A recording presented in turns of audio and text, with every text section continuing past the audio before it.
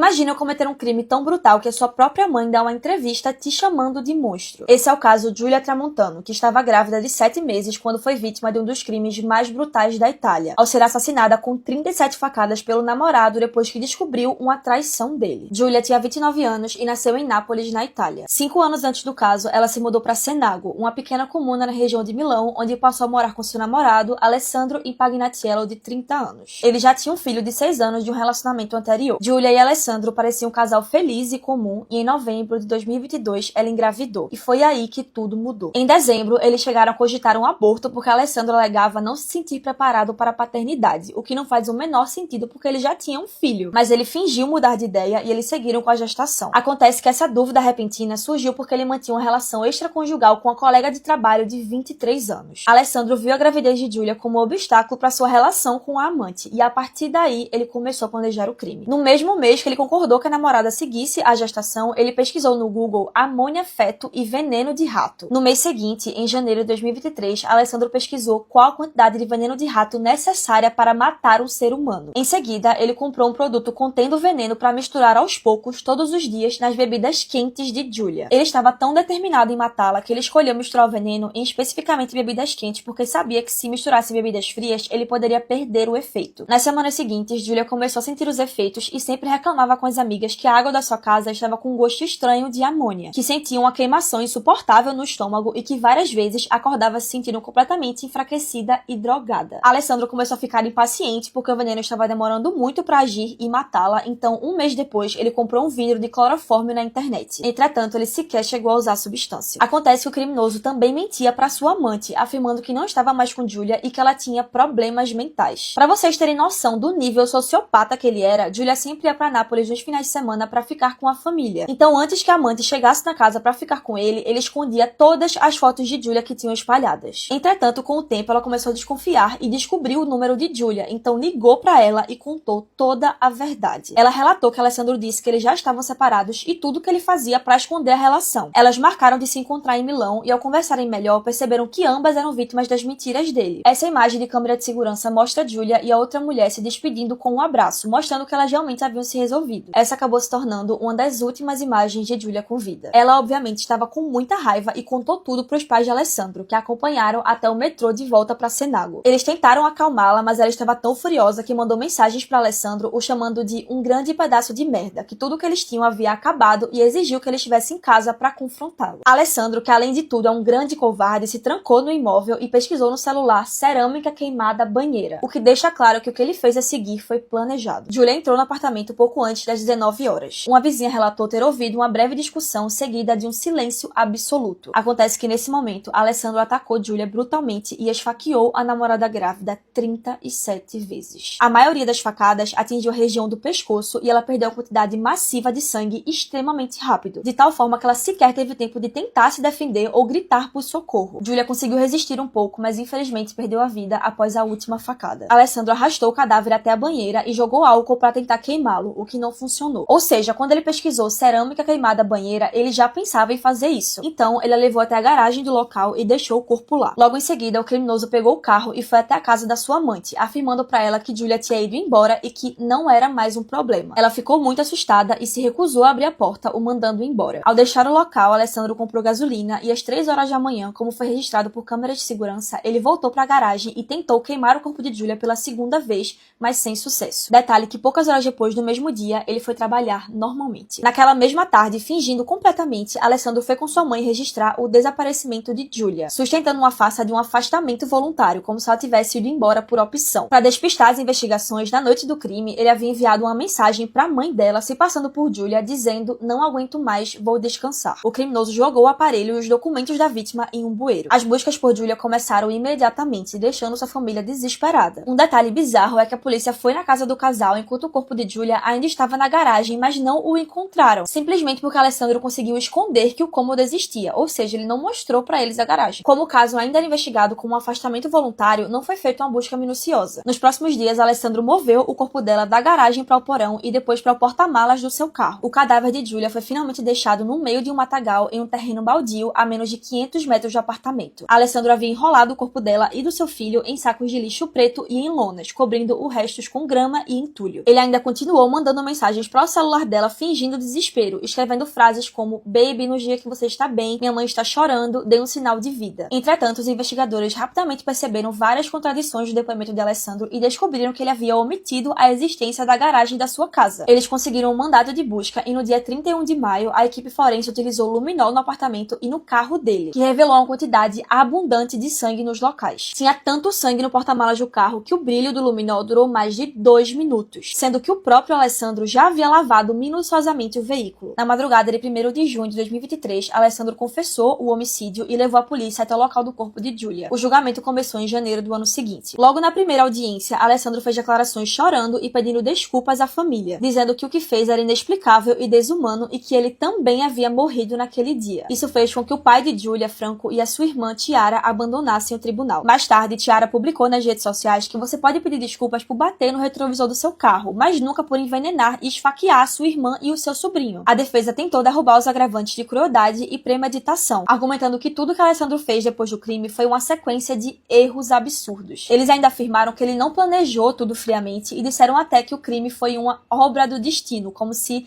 a situação tivesse fugido do controle. A promotoria facilmente derrubou esse argumento apresentando o laudo da autópsia, que provou que tinha veneno de rato no sangue de Giulia e no do bebê, que mostrou que ele já estava tentando matá-los há meses. O laudo revelou ainda que Giulia aguentou toda a violência e só morreu depois da última das 37 facadas. No dia 25 de novembro de 2024, exatamente no Dia Internacional pela Eliminação da Violência contra a Mulher, Alessandro Impagnatello foi condenado à prisão perpétua por homicídio, além de interrupção não consensual da gravidez e ocultação de cadáver. O bebê de Giulia seria um menino e se chamaria Tiago. Em Cenago, a mesma cidade onde aconteceu o caso, foi inaugurado um centro anti-violência batizado com o nome dela. O lugar funciona como um refúgio gratuito e anônimo que oferece psicólogas, advogadas e até casas-abrigos secretas para tirar mulheres de relacionamentos abusivos antes que seja tarde demais. A irmã de Giulia, Tiara, que sempre esteve bem presente na mídia para pedir justiça pela irmã, escreveu um texto a descrevendo como uma pessoa rara, uma alma mansa que acabou virando presa de um leão em um mundo violento. No fim, ela falou que a família nunca vai deixar Giulia partir e que a memória dela ficará cada vez mais forte. E foi isso.